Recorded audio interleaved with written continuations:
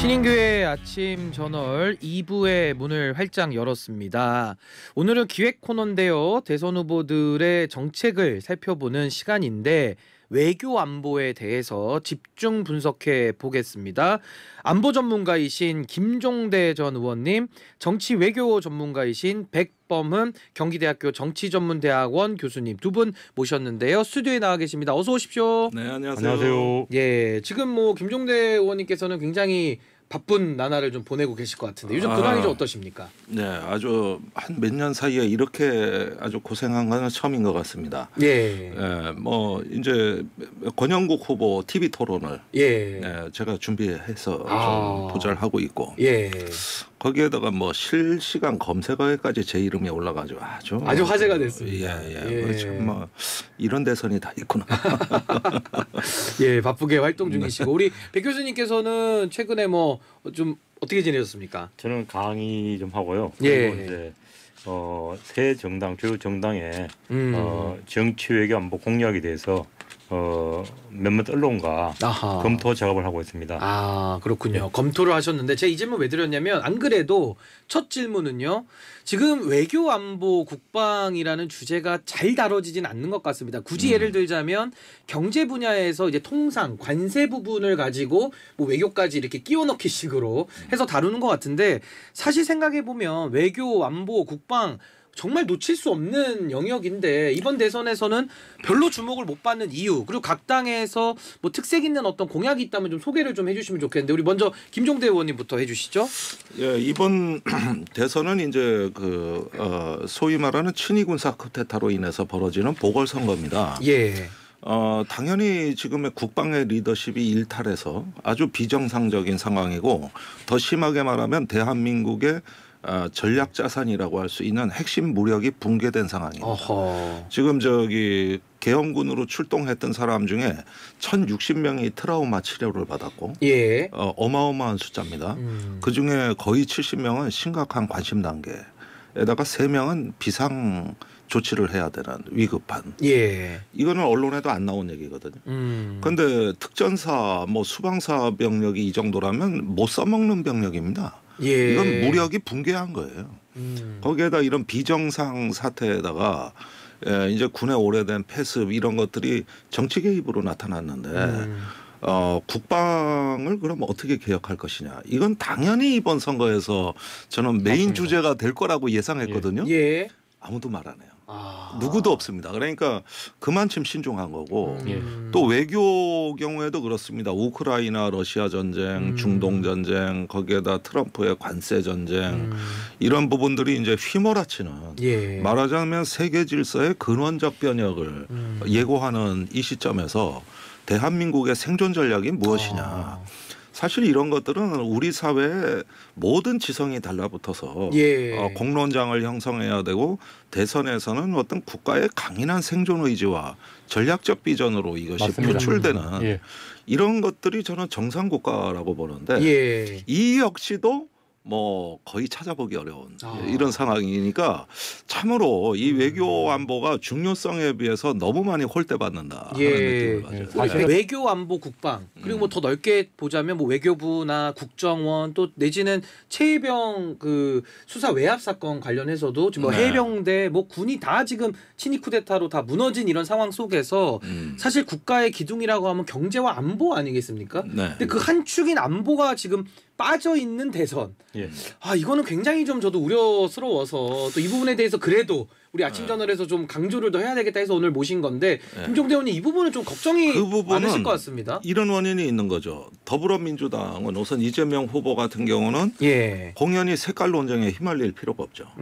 자꾸 미국이냐 중국이냐 선택하라는 압박으로 들어오니까 이런 게 국가 지도자로서 거기에다가 어떤 선명한 대답을 함으로써 오히려 색깔론에 휘말리고 더 분열적인 때마침 이제 보수 영입하고 요즘 재미가 좋은데 이런 부분에서 이제 중도 통합을 얘기하는 어떤 노선에 다소 걸림돌이 될 수 있으니까 불편하죠. 그러니까 너무 선명하게 할 필요가 없는 상황이고요. 네.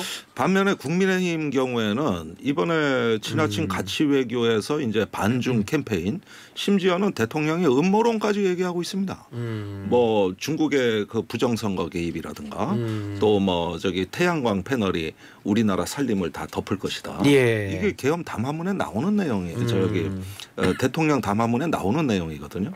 그러면 국가 지도자가 이렇게 중국을 두들겨 패고 이번에 또 국민의힘 후보하고 이준석 후보가 이재명 후보의 쎄쎄 발언을 공격하면서 예. 그 내란의 언어를 다시 사용하고 있어요. 이건 내란의 언어입니다. 그때 당시에 친중 음모론으로 예.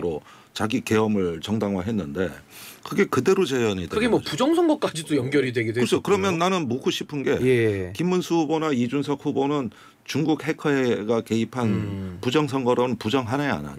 나는 오히려 그 태도부터 밝혀야 된다고 봐요. 예. 이런 상황까지 이렇게 되다 보니까 외교안보를 외교안보로 얘기하는 것이 아니고 무슨 국민 갈라치기 거기에다가 선동으로 이익을 보는 어떤 하급 수단으로 전락해 버린 거예요.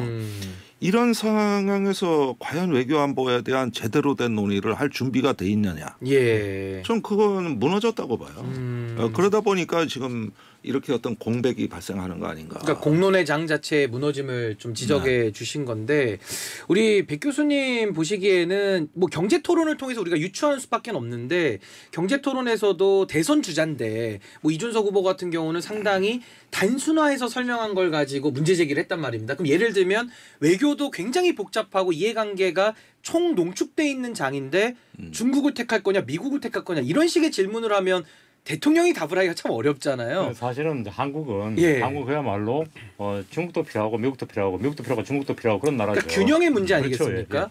그렇죠. 예. 늘 이제 안보나 경제나 사실 같이 가는 겁니다. 예. 그래서 이제 미국도 필요하고 중국도 필요한데 그렇게 강요하는 건 잘못되어 있는 거고 그리고 이제 특히 우리 그런데 그 정치 지도자들이 좀 발언을 이런 외교적 발언은 단어 하나 선택 자체도 신중해야 됩니다. 조심해야 되는 예, 그렇습니다. 부분이죠. 이렇게 예. 실시 발언이라든가 북한 관련 이런 발언 같은 걸 할 때 곱씹어보고 한 번 더 생각해보고 이렇게 발언을 해야지 그걸 입에서 쉽게 나오는 대로 일반 정치하는 대로 그렇게 하면 안 된다고 봅니다. 그러니까 앞으로는 대통령을 포함한 모든 정치 지도자들이 굉장히 신중하게 외교적 발언을 선택해서 대중들한테 말을 해야 된다고 봅니다. 예, 그러니까 어떻게 보면 대통령 후보자들이기 때문에 또 무게감을 강조해 주신 건데 그 우선은 이제 우리가 새 정부가 이제 탄생을 뭐 보름 뒤면 이제 탄생을 기다리고 있는데 이 한미 동맹은 새 정부가 어떤 기조로 이 트럼프를 대통령을 맞이해서 좀 어떻게 관계를 좀 맺어나가야 될지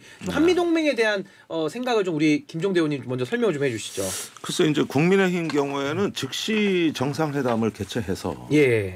미국하고 신속한 협상을 하겠다는 입장이고 특히 김문수 후보는 방위비 분담 무기 도입 문제까지 연계한 일괄 패키지 딜을 염두에 두고 있는 것 같거든요. 예. 근데 조금 생뚱맞은 게 모든 걸 케이스 바이 케이스로 해서 하나하나 따지고 또 우리의 어떤 충분한 시간과 국익을 조금 뭐 이렇게 지킬 수 있는 이런 여유를 갖는 게 오히려 적절한 시기에 일괄 타결론을 갖다가 사실은 이야기를 한 거예요. 예. 그리고 또 한국에 대해서는 오랜 친구기 때문에 미국이 특별히 생각해 줄 거라는 우리 사회 동맹주의자들의 아주 그 뭐랄까 이 항상 짝사랑 같은 사고가 드러나고 있고 또 안보에서는 미국이 전술핵을 배치해 줄 거다. 이제 한반도가 아니라 괌이라 그랬습니다만 이 부분도 어떻게 보면은 조금 희망적 사고가 아닌가. 그러다 보니까 동맹에 대해서는 낭만주의가 두드러졌다. 저는 이걸 동맹 낭만주의라고 부르고 싶고요. 동맹 낭만주의. 동맹 낭만주의. 예. 저는 파퓰리즘이라고 보거든요. 남북 파퓰리즘. 예, 그거 더 정확한 것 같습니다. 예, 뭐 같은 내용이니까요. 예. 반면에 이재명 후보의 어떤 동맹관이라든가 안보 정책을 보면은 거의 문재인 정부 때 외교 안보 기조를 거의 그대로 답습하고 있습니다. 사실은 어떤 새로운 비전을 내놓는다기보다는 현상 관리에 가깝다. 아하. 예, 그래서 일단은 현상 유지형 어떤 주변 외교 관리 예, 이런 쪽인데 요 부분 갖고 충분하냐도 한번 따져봐야 될 것 같아요. 충분성 문제도 예, 세계 질서의 또 변수를 봐야 되겠죠. 근데 우리 백 교수님 보실 때는 한미 동맹 포함해서 사실 윤석열 정권의 외교 바톤을 좀 이어받아서 뛰는 거 아니겠습니까? 그렇다면 한미일이라고 하는 이 삼각 뭐 연대인데 사실 이걸 동맹 수준으로 격상시키려다가 이 문제들이 여러 가지 그 한일 관계에서도 문제가 촉발됐던 건데 이 한미일 관계 어떻게 풀어가야 된다고 보시는지 좀 설명을 해주시죠. 저는 늘 이렇게 생각합니다. 우리나라 위치를 잘 봐라. 우리나라는 유라시아 대륙의 동쪽 끝에 그 한반도 남쪽의 분단국이다. 그럼 이런 지정학적 위치를 벗어날 수 있느냐? 그렇기 때문에 당연히 미국과 동맹이 중요하다. 한미 동맹. 일본은 좀 다른 케이스다. 일본은 섬나라고 우리하고 입장을 다르게 할 수밖에 없고. 한미일 협력은 뭐 마땅하고 좋은데 과연 한미일 동맹까지 가야 되겠느냐? 그러면 독도 문제라든가 일본의 이제 통치체제 문제, 그러니까 천황제 문제라든가 역사 문제, 그런 여러 가지 문제가 다 결부돼 있는데 과연 근본적 문제가 해결 가능하겠느냐? 그리고 한미일이 같이 동맹으로 가면 결국은 말씀하신 대로 북러, 중북러 이런 동맹으로 가는데 양자 간에 대립으로 갔을 때 우리나라의 결국은 경제 안보에 좋을 것인가?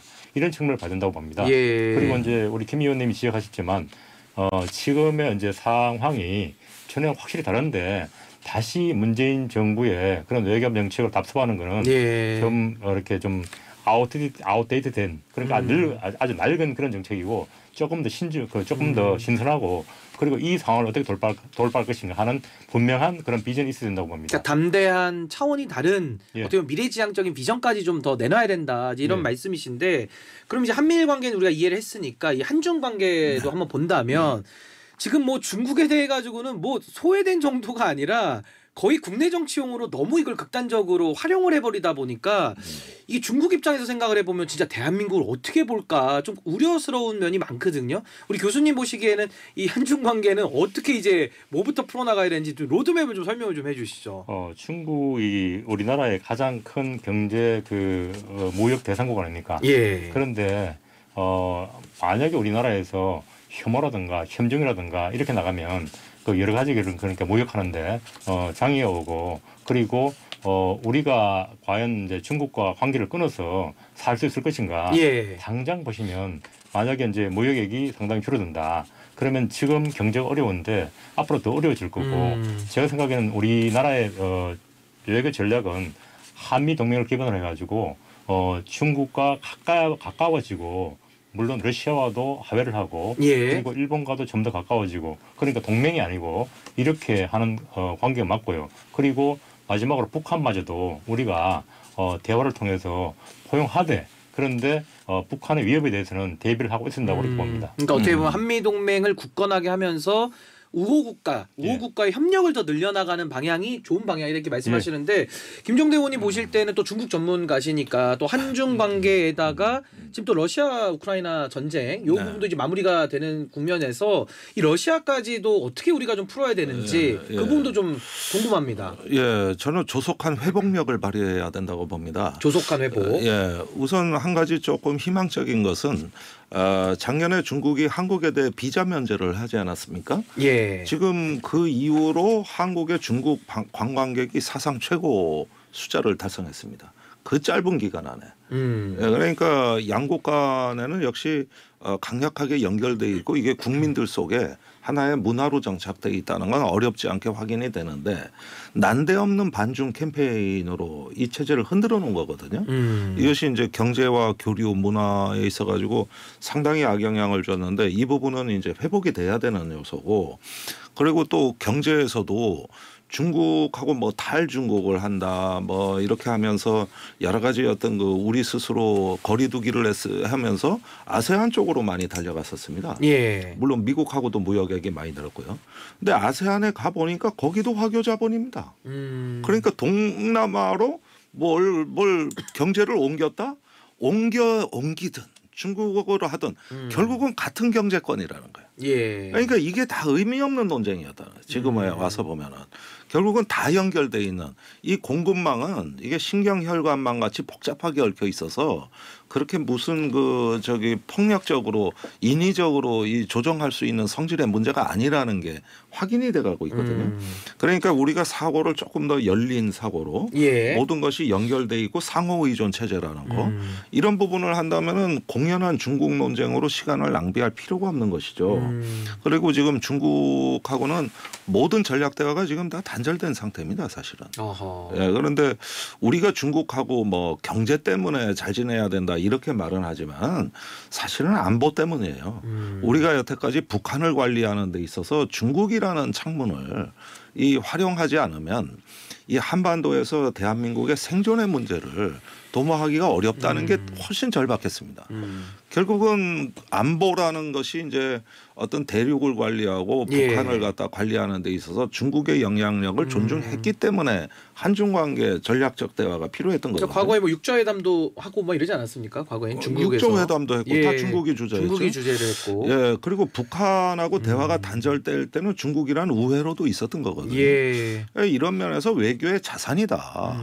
그런데 이런 부분을 자꾸 진영적 프레임으로 이걸 본다?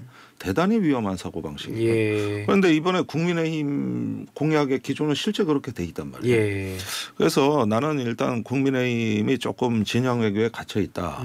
반면에 더불어민주당은 이걸 또 조속히 더 회복하겠다고 하는 조금 더 결기를 보여서 이제는 어떤 정상화되는데 조금 더 의지를 더 보여줘야 되지 않을까 하는 생각이 그러니까 조속한 회복에 대한 의지를 더 강하게 보여달라라는 주문이신데 전 그게 궁금합니다. 우리가 북중러 이렇게 묶어서 이야기는 하긴 하는데 자세히 들여다보면 북한과 중국과의 관계 또 북한과 러시아의 관계도 우리가 알아야 그 전략을 좀 쓰고 뭐 틈새도 우리가 공략할 수 있는 건데 우리 백 교수님 보실 때는 어떻습니까? 지금의 기점에서의 북한과의 그 이웃국가의 관계 설명을 해주시죠. 우리 국민들이 잘 이해를 못하고 있는 게 북중 관계가 그렇게 좋은 게 아니거든요. 역사적으로도 그렇고 그리고 이제 제가 이제 세 가지 단어로 쓰면 북중 관계는 동상이몽 그러니까 동상이몽. 같은 곳을 지향하는 게 아닙니다.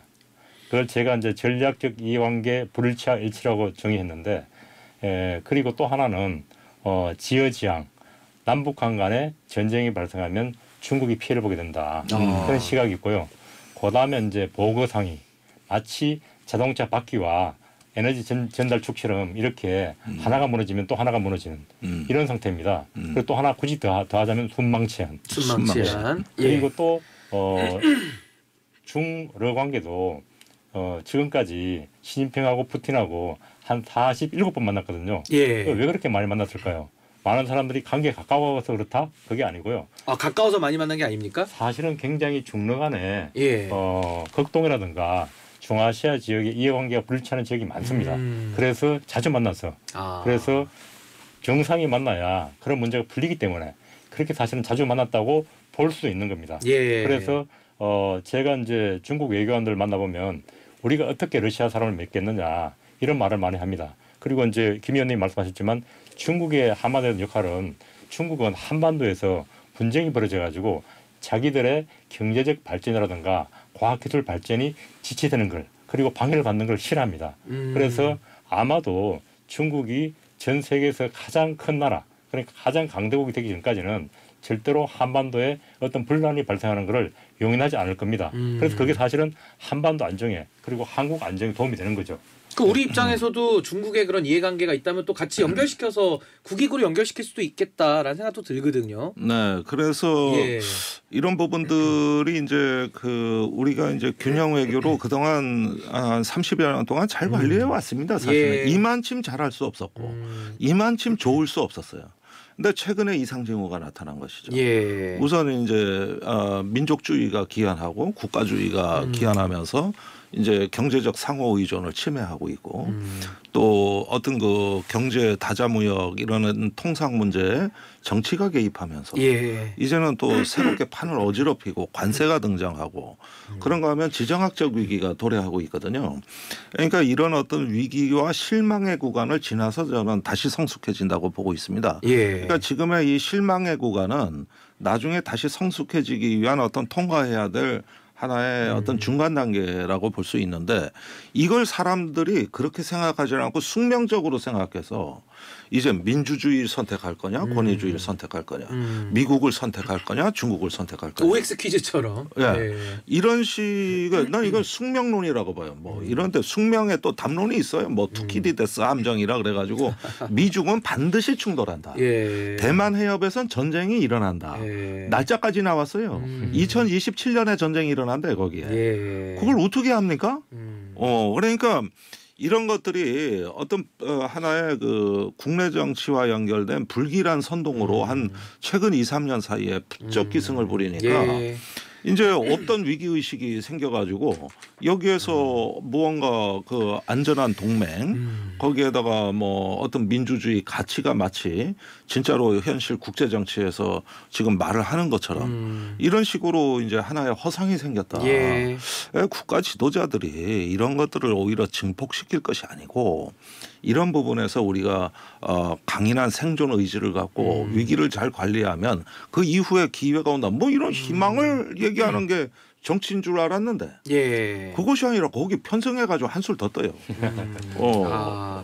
저도 이제 남북 관계 이야기를 하고 오늘은 좀 마무리를 하려고 하는데 사실 국익 외교의 반대말이 진영 외교라고 생각합니다. 그러니까 국익보다는 맞습니다. 각자의 진영에 매여서 어떤 국내적 정치의 이익을 더 도모하는 경향이 너무 많아왔기 때문에 진영 외교의 반대말이 국익 외교 같은데 결국 그 과거에 박세일 교수님께서 지금 고인이 되셨습니다마는 지금까지의 여야의 대북 문제, 대북 관계에 대해서는 분단을 전제로 해서 한쪽은 강경책, 한쪽은 유화책만을 썼는데 뭔가 이제는 좀 더 한 차원 위에 담대한 통일 비전이나 구상이 좀 필요한 시대라는 말을 10년 전에 하셨습니다. 그렇죠. 근데 그 이후에 지금 정체된 상황인데 남북 관계에 대한 좀 담대한 비전을 좀 두 분께 한번 공히 여쭤보고 싶은데 먼저 우리 김종대 의원님부터 말씀해 주시죠. 글쎄 저는 지금의 어떤 경제적인 어려움, 경기 침체 이런 것들을 돌파하는 방법은 역시 남북한 FTA까지 체결할 수 있는 이런 어떤 평화 경제권의 형성의 답을 찾아야 된다. 그래서 평화가 꼭 경제다.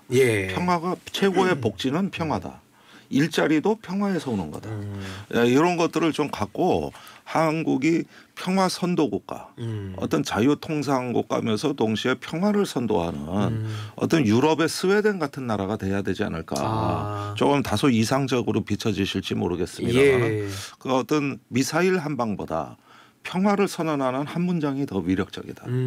이런 어떤 그 생각을 갖고 신념화돼야 되지 않을까 생각이 듭니다. 평화의 경제, 신념화가 필요하다. 우리 백 교수님도 말씀 주시죠. 지금 세계가 이제 통합에서 분열을 가고 있거든요. 그 트럼프 동장, 그리고 미중 간의 전략적 경쟁, 그리고 이제 김정은마저도 한반도 체제에서 단일 체제에서 벗어나서 자기들은 별도의 나라고 별도의 민족이다 이렇게까지 주장하고 있으니까 그럼 우리가 할 수 있는 게 그걸 갖다 우리 묻고 그리고 자유롭게 만들고 개방되게 만들어야 되는데 자꾸 정치권에서 거꾸로 특히 이제 보수 세력들 그리고 이제 국힘 같은 그런 세력들이 자꾸 이걸 갈등을 조장하고 분열을 조장하고 그렇게 하는 건 정말로 우리나라 국익에 안 맞고 그리고 지금의 이제 우리 더불어민주당 쪽에서도 분명하게 한반도 미래에 대한 비전을 갖고 어떻게 하면 우리 국민 우리 양쪽에 이제 남북한을 갖다가 대화를 하고 그리고 통합을 하고 뭐 50년 100년이 걸리더라도 통일을 하고